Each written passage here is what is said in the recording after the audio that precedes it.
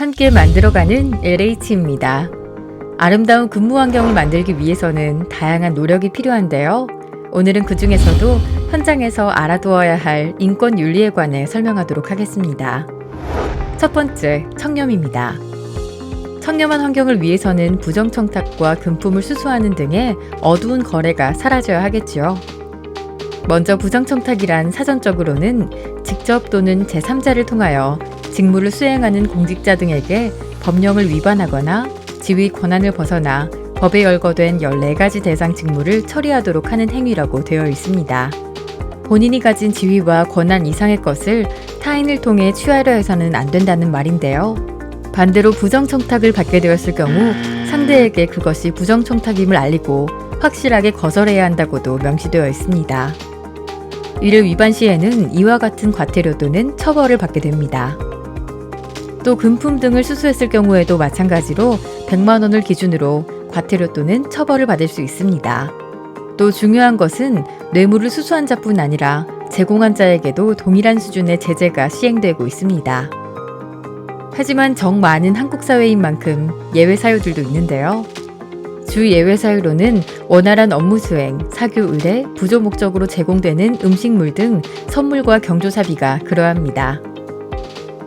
사례를 예로 좀 더 알아보겠습니다.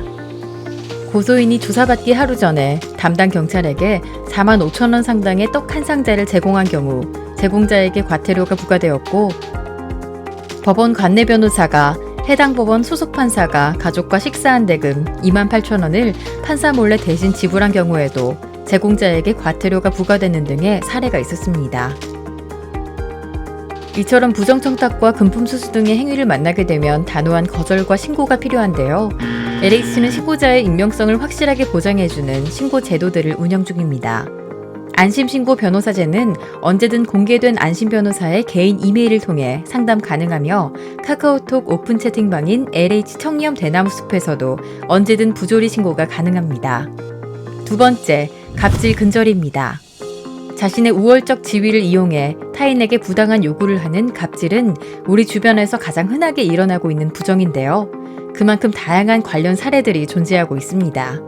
그런 관련 사례들을 보고 그 사례가 어떤 유형의 갑질에 해당하는지 함께 알아보도록 하겠습니다. 법령에 따라 예정 가격을 산출하여야 하나 특정 사업자에게 유리한 기준을 마련하여 예정 가격을 산출하고 해당 기업이 부당한 이득을 취하게 하는 행위. 이 사례는 법령 등 위반 유형으로 특정 기업에게만 혜택을 주는 행위 또한 갑질이라는 것을 잊지 말아야 하겠습니다. 공사 현장 체육대회에 입을 직원 운동복을 계약 상대자인 수급업체에게 준비 요구.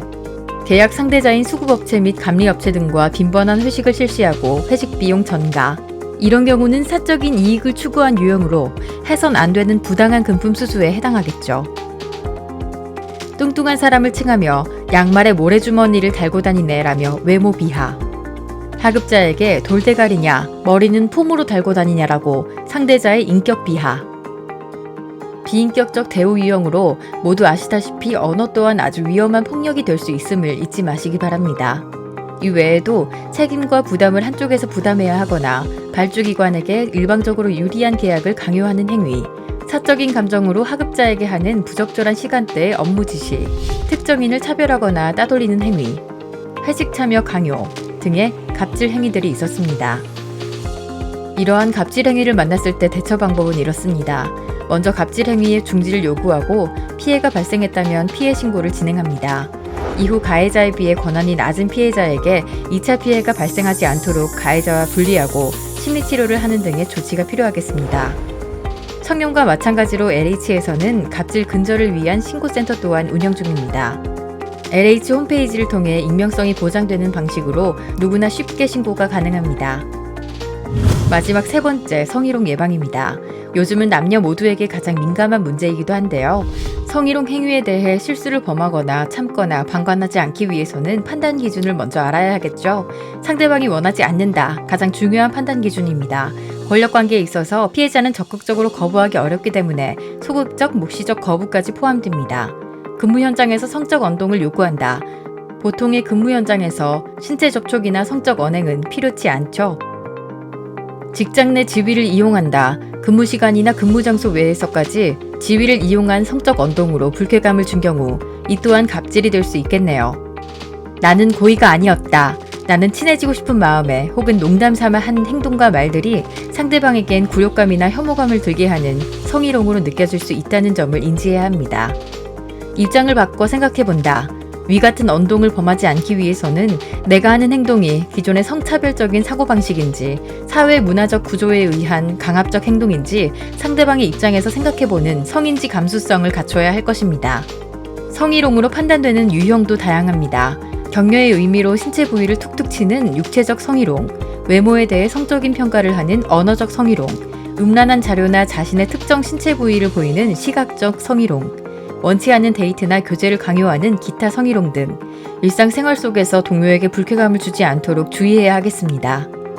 그럼 흔하게 가지고 있는 성희롱에 대한 오해들을 퀴즈를 통해 좀 더 알아보겠습니다. 성희롱은 사소한 개인적인 문제로 쉬쉬하면 그만이다.